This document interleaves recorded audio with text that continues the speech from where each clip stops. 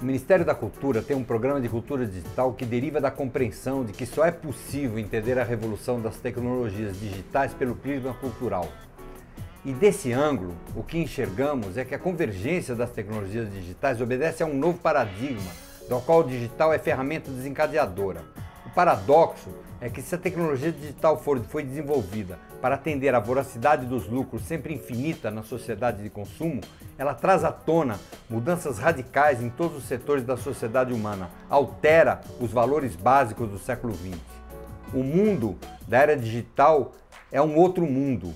A lógica industrial já não se sustenta mais. Um telefone celular, por exemplo, que hoje pesa 100 gramas, é uma câmera fotográfica, uma câmera de vídeo, uma TV portátil, um repositório de milhares de horas de música, uma agenda pessoal e tudo isso com acesso à internet, além de ser um telefone. Esse aparelho hoje é talvez o maior sonho de consumo do planeta. E, no entanto, o seu preço tende a zero. Há 5 anos atrás, cada uma dessas funções que o telefone celular hoje executa custava $500. O telefone celular exemplifica a convergência. Além de ser um sonho de consumo, ele também é uma ferramenta de ativismo político, já que permite publicar no ciberespaço, que é o único espaço democrático universal transterritorial. A internet, compreendida na sua complexidade, viabiliza centenas de operações que eram ficções científicas há 20 anos atrás, que eram impossíveis de serem imaginadas.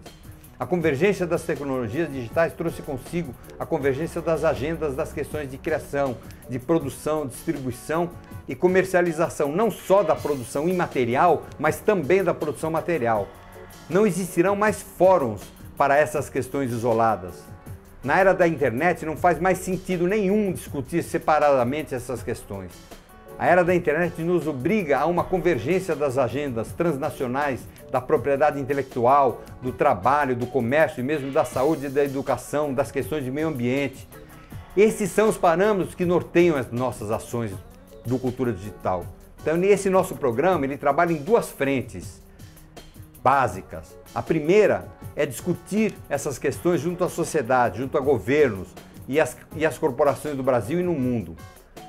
A segunda frente é colocar em prática todas essas questões através de um projeto experimental que disponibiliza ferramentas do século XXI, que é o estúdio multimídia em software livre, para pequenas organizações da sociedade civil das periferias brasileiras, que em boa parte ainda vivem realidades pré-industriais. Ao fazer isso, a gente descobriu que existe um atalho para passar do século XIX direto para o século XXI. E isso não é uma metáfora, nós estamos vendo isso acontecer. Vocês vão ver no vídeo. Descobrimos uma célula revolucionária do século XXI totalmente pacífica, que gera esperança, que gera autonomia para populações que até agora não tinham esperanças alguma para o século XXI, para o seu futuro. Estamos criando nesse fim de ano um Observatório Internacional de Cultura Digital na internet, para o qual gostaríamos de convidá-los. Implica em acessar nosso portal de cultura digital para ver o que estamos fazendo e manifestar suas opiniões e as ideias sobre nossas ações. Essas ideias suas sobre nossas ações são importantíssimas para nós, são o que vão dar sustentação à possibilidade de trocas internacionais, de trocas transnacionais sobre aquilo que está acontecendo no Brasil. O vídeo que vocês vão ver é uma pequena amostra desse programa de autonomia, de protagonismo e de esperança que ele gera. Um momento em que as pessoas se encontram para compartilhar a sua história, o seu conhecimento, as suas ideias. E é a razão de fundo de tudo isso.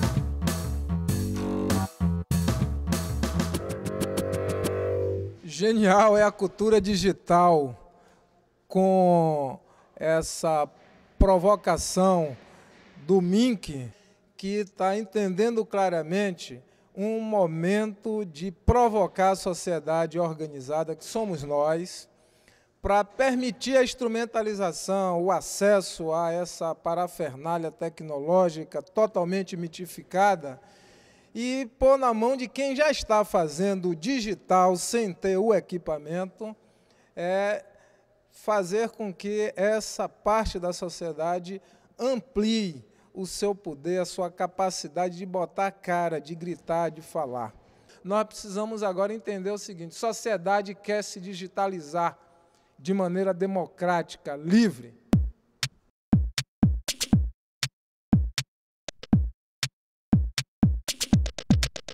Hoje os grandes embates no mundo, na Organização Mundial do Comércio, inclusive, eles se dão no campo do conhecimento, das patentes, não é? Ou seja, são alguns países se sobrepondo a outros, e não países, mas algumas corporações que detêm patentes, que detêm conhecimentos, que vão ali impondo um determinado ritmo, um determinado padrão de comportamento, de economia e tudo mais.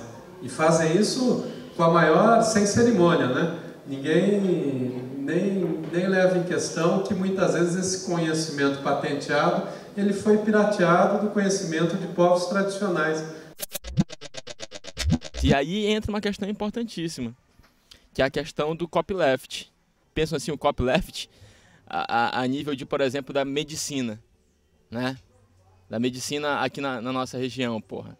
Será que o cara tem direito de pegar e fazer um copyright, patentear uma solução de Jucá, que a gente sabe fazer aqui, que é um puta de um cicatrizante, porra, que tu coloca em qualquer machucado, no outro dia tu tá bom pra caramba.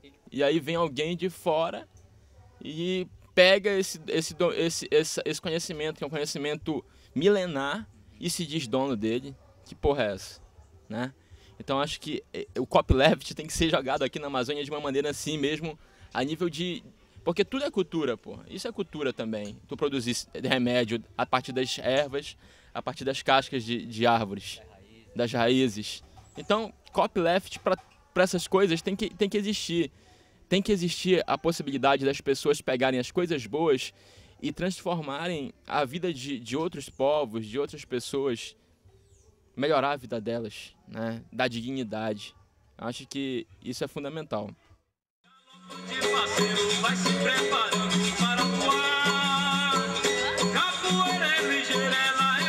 Toda essa cultura digital está fazendo parte de todo um processo mundial que está acontecendo, dessa revolução cultural, né? Uma nova revolução cultural. E a cultura digital, ela vem para nos auxiliar, né? Como uma ferramenta de podermos nos comunicarmos em grande escala, né? Acho que esse processo é um processo crescente que está acontecendo. E a gente está indo de encontro, eu acho que o grande problema que eu percebo são as patentes, né? Esse é um grande problema que dá o poder de uma pessoa mandar no mundo, né? Que é aquele sonho de vou mandar no mundo, porque a patente, as leis que vai se criando, vai protegendo essas pessoas, né?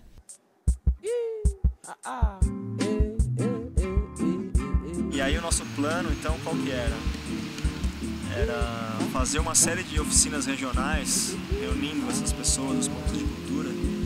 Primeiro para eles formarem a rede entre eles, fortalecer essa rede de relacionamento mesmo, de pessoas entre os pontos, para que eles pudessem criar força, união, e também para criar uma rede cultural paralela, um circuito paralelo de produção e distribuição de cultura, de vídeo, de música, de texto, de poesia, de artes gráficas, com esses pontos, mostrar para os pontos que eles não dependem mais dos meios tradicionais de comunicação, que eles podem agora autonomamente produzir e distribuir cultura entre eles.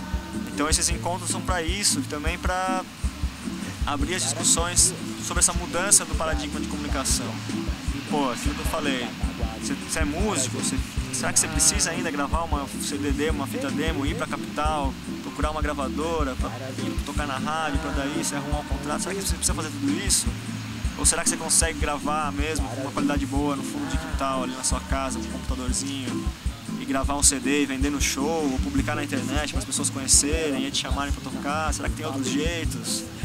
Será que a propriedade intelectual, do jeito que está, faz sentido ainda? E fazer essas discussões e, ao mesmo tempo, quebrar o mito da máquina, mostrar que a máquina é só uma ferramenta que tem que ser usada, tem que ser desmitificada, apresentar o software livre, o que é o software livre, por que usar software livre, todas essas questões também nesses encontros regionais. E esses encontros de conhecimento livre são momentos para que a gente possa intercambiar ainda mais a nossa experiência e desenvolver o nosso trabalho, como vocês vão ver aqui nas oficinas.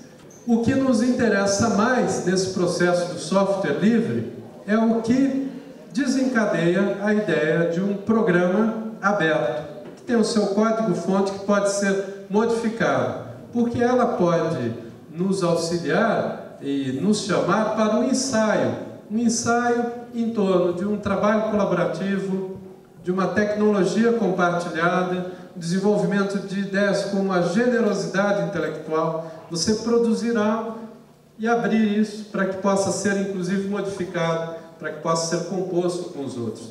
É esse comportamento que a gente busca na cultura digital. E é esse o comportamento que a gente busca na construção do Programa Nacional de Cultura, Educação e Cidadania, Cultura Viva. Qual é o único ponto comum a todos os pontos de cultura? O estúdio livre. Mas por que ele é tão estratégico e fundamental? Porque ele expressa o protagonismo das comunidades. É a possibilidade do menino do hip hop, ou de um repentista, ou de um grupo de Moçambique, ou que seja, poderem gravar a sua música, registrar a sua imagem. Isso é fundamental, porque a nossa sociedade ela provoca uma esquizofrenia terrível, que é o impedimento a que a grande maioria da população, 95%, talvez mais, se veja.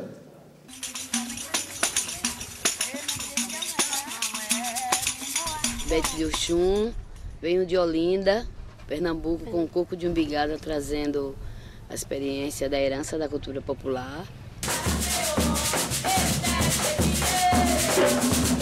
Mas eu acho que daqui a alguns anos, sabe, quando a gente tiver assim, na manha, na internet, na máquina, trocando, vai ser um negócio muito forte, meu irmão. Imagina, terreiros que têm uma tradição seculares como o nosso, de os avós, assim, de 100 anos fazendo coco. Essa bomba que a gente toca tem mais de 100 anos. Aí tu imagina a gente pegando o jongo lá do Rio de São Paulo, pegando o lundum, né? Pegando samba lá do Recôncavo, pegando o Brasil todo, dizendo, bicho, a gente é muito parecida, a história da gente, saca? Moça, não tem portal, né, pra gente se falar. Está acontecendo uma revolução silenciosa aqui na Amazônia e no Brasil. E eu sei que em outros locais do planeta. Eu vejo as possibilidades da internet, do conhecimento, como uma chance de meio que equilibrar as diferenças sociais. É uma chance incrível de transformação local. E, porra, nós estamos descobrindo diretores aqui, porra, de cinema, entendeu? Nós estamos descobrindo aqui VJs, radialistas. É importante que as pessoas elas se percebam como agentes de transformação social, principalmente aqui na Amazônia, que as pessoas querem dizer pra gente como é que a gente deve viver, como a gente deve se comportar. A questão do copyleft, do direito autoral, da liberdade de você poder trocar conhecimento, ela está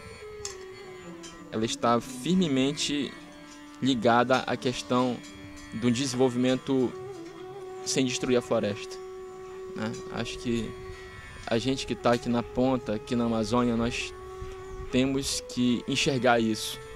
E eu espero que essas palavras que nós estamos dizendo aqui, que elas possam ganhar o mundo e que as pessoas entendam que ninguém está afim que venha alguém desenvolver a gente aqui, mas que a gente está aqui a fim de trocar conhecimento, ensinar o que a gente sabe, aprender o que as outras pessoas sabem e viver com dignidade.